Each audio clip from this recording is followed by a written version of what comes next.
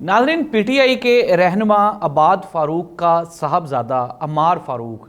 नाज़रीन, ये जो बच्चा है, ये बच्चा इस निज़ाम का, इस सिस्टम का शिकार हुआ और आज ये बच्चा अल्लाह को प्यारा हो गया। नाज़रीन, मेरे पास प्रोग्राम करने के लिए ना ही तो अल्फाज हैं और ना ही मैं बयान कर सकता हूँ कि मैं इस वक्त किस कैफियत से और किस दर्द से गुज़र रहा हूँ। नाज़रीन, अब्बाद फ़ारूक, इसका ताल्लुक़ पीटीआई से है, ये पीटीआई का रहनुमा है। 9 मई के वाक़यात पर अब्बाद फ़ारूक के ख़िलाफ़ एफआईआर थी, ये अरेस्ट हो गया।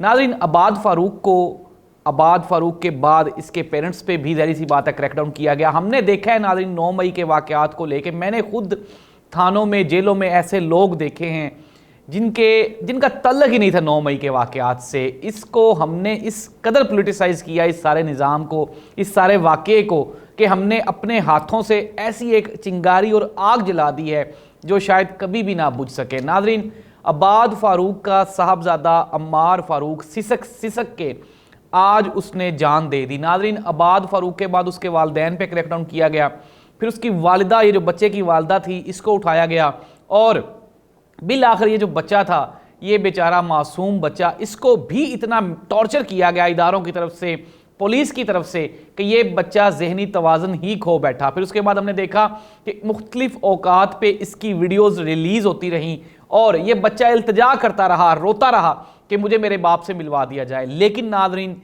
इस सिस्टम ने आज उस बाप की भी गोद उजाड़ दी और ये जो बेटा है बेचारा, नाज़रीन, क़यामत ये नहीं होती कि आसमान से आग बरसेगी, आसमान सूरज सवा नेज़े पे आ जाएगा। नाज़रीन, ये भी एक छोटी सी क़यामत है। नाज़रीन, हमने 9 मई के वाक़यात को लेकर पाकिस्तान तहरीके इंसाफ पे ऐसे घिनौने इल्ज़ामात लगाए। हमने साबित करने की कोशिश की कि पाकिस्तान तहरीके इंसाफ इस मुल्क की सबसे दुश्मन, खुदा न ख्वास्ता ये कोई दहशतगर्द हैं या इस मुल्क के दुश्मन जमात है। नाज़रीन, ऐसी कोई बात नहीं थी।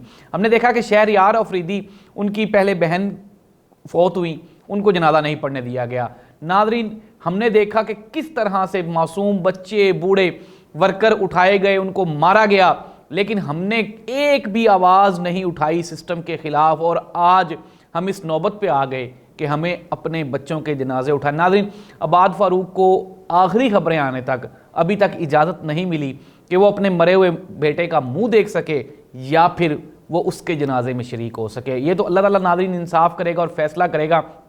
लेकिन बीइंग अ पाकिस्तानी, आज मैं इतना शर्मिंदा हूँ कि नोबडी कैन इमेजिन दैट।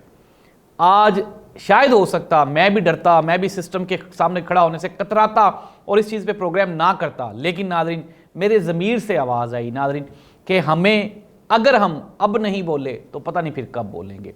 अगर हम 25 करोड़ ज़िंदा लाशें बन जाएंगे तो ये तो निज़ाम हमारे ऊपर चढ़ जाएगा। एक तरफ तो हमारे जो नए चीफ जस्टिस साहब हैं, उन्होंने हल्फ उठाया और अपनी बेगम साहिबा को वो अपने साथ लेकर आए डाइस पे कि रिश्तों का एहतराम दुनिया को दिखाया जा सके। तो दूसरी जानिब नाज़रीन, ये जो बाप है, इसको आज बेटे के जनाजे में भी शिरकत होने की इजाज़त नहीं मिलेगी। यही निज़ाम है पाकिस्तान का, जहाँ पे ताकतवर को हर फैसिलिटी प्रोवाइड की जाती है और गरीब और कमज़ोर को कुचल दिया जाता है और मार दिया जाता है। नाज़रीन, पाकिस्तान तहरीके इंसाफ की ख़वातीन वर्कर्स, आज भी हमने इसके ऊपर कई प्रोग्राम्स किए और जेल में से दुहाइयाँ आ रही हैं, वो बेचारी रो रही हैं, चीखो पुकार कर रही हैं कि हमारा किसी चीज़ से कोई लेना देना नहीं था, हमारे ऊपर कोई एफआईआर नहीं थी। लेकिन नाज़रीन, इस सिस्टम ने उन ख़वातीन को भी जेलों में बंद किया हुआ है और ये चाहते हैं कि वो भी सिसक के इस सिस्टम के सामने अपनी जान दे दें। लेकिन नाज़रीन, मैंने पहले भी गुज़श्ता प्रोग्राम में भी कहा था कि खुदा न खास्ता हम एक ऐसे इनकलाब को आवाज़ दे रहे हैं, एक ऐसी जद्दोजहद को आवाज़ दे रहे हैं जिसको फिर दोबारा या रोका नहीं जा सकेगा। हमें डरना चाहिए उस दिन से जब हम, ये जो गुज़श्ता 20-22 साल के साइड इफ़ेक्ट्स हैं, रद्द अमल हैं, उनमें से तो हम अभी तक बाहर नहीं निकल सके। तो ये नई हम एक चिंगारी डाल रहे हैं मुल्क में। तो खुदारा इस मुल्क के इदारों से, कानून नाफिज करने वाले इदारों से, बड़ों से, ये मेरी रिक्वेस्ट है, मेरा ये सहाफ़ती तज्ज़िया है कि बातों को बैठ के उनके सलूशन सॉर्ट आउट करने चाहिए। एक तरफ तो आप इमरान खान को ताने देते हैं कि इमरान खान सारे फसाद और ये जो लड़ाई है उसकी जड़ है, लेकिन दूसरी जानिब आप कहीं पे भी 1% भी کوئی ایک نرم کونا پی ٹی آئی یا اس کے ورکرز کے لیے رکھنے کو تیار ہی نہیں ہے۔ میاں محمد نواز شریف صاحب جو کہ ایبسکانڈر ہیں، جو کہ عدالتوں کو مطلوب ہے، وہ آ رہے ہیں 21 اکتوبر کو، پھر اس کے بعد ان کو ساری آزادی بھی دی جا رہی ہے، لیکن ایک طرف وہ سیاسی جماعت ہے جس کے ساتھ پاکستان کی 25 کروڑ عوام کھڑی ہے، اس کے ساتھ آپ کیا کر رہے ہیں؟ تو ناظرین، اس طرح سے یہ نظام نہیں چل سکتا، نہیں بڑھ سکتا، ہم آگے کیسے جائیں گے؟ یہ ایک سوالیہ نشان ہے۔ لیکن ناظرین، میں نے پہلے بھی کہا، اب بھی کہا، اگر آپ پاکستان تحریک انصاف کے جو گرفتار کارکن ہیں ان کی لسٹ اٹھا لیں تو وہ ایک لمبی لسٹ ہے۔ میں نے گزشتہ کئی پروگرامز میں بتا چکا ہوں، گجرانوالہ، گجرات، سیالکوٹ، پاک پتن، اکاڑا، ایون کہ ملتان، ایسے ایسے شہروں سے بندے اٹھائے گئے 9 مئی کے واقعات پہ، جو کہ بیچارے اپنے گاؤں میں سوئے ہوئے تھے، اپنے گھروں میں سوئے ہوئے تھے، لیکن انہوں نے اٹھا لیا۔ تو 9 مئی کے واقعات ہر جگہ پہ ہم نے کنڈیم کیا ان کو، لیکن اگر 9 مئی کے واقعات کو شیلٹر لے کے اس طرح کے واقعات رونما ہوں گے تو یہ کوئی اچھی روایت یا ریت نہیں ہوگی، کیونکہ کل کلاں کو پاکستان تحریک انصاف نے اقتدار میں دوبارہ آنا ہی آنا ہے۔ یہ لوگ جو کہ ایک پرسیپشن پھیلا رہے ہیں کہ جو نون لیگ الیکشن جیت جائے گی یا نون لیگ کو لے آئیں گے، تو یہ ممکن نہیں ہے، یہ ناممکن ہے، اور اگر ایسا کیا گیا تو ہم نے جو پیچھے بھگتا ہے ہم وہی آگے بھی بھگتیں گے۔ عوام کی حمایت کے بغیر، عوام کی پذیرائی کے بغیر، عوام کے ووٹ کے بغیر جب بھی حکومت بنتی ہے تو عوام اس کے ساتھ نہیں کھڑی ہوتی اور ادارے کمزور ہو جاتے ہیں، اور ناظرین، کمزور ممالک پھر آپ کو پتہ ہے دشمن جو ہے وہ ہماری طاق میں بیٹھا ہے اور پھر وہ ہمیں نہیں چھوڑیں گے۔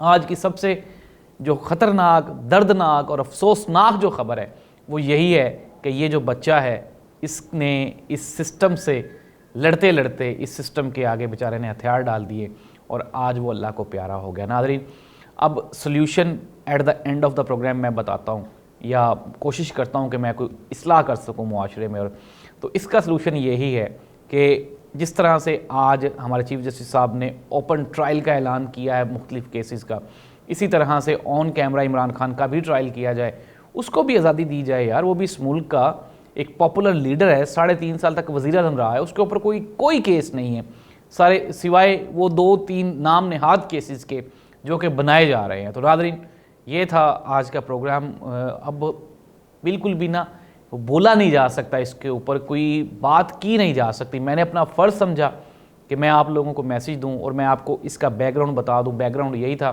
کہ اس کے جو والد صاحب ہیں عباد فاروق، اس کا تعلق پی ٹی آئی سے ہے، وہ جیل میں ہے اور وہ ابھی تک پریس کانفرنس کرنے کو تیار نہیں ہے۔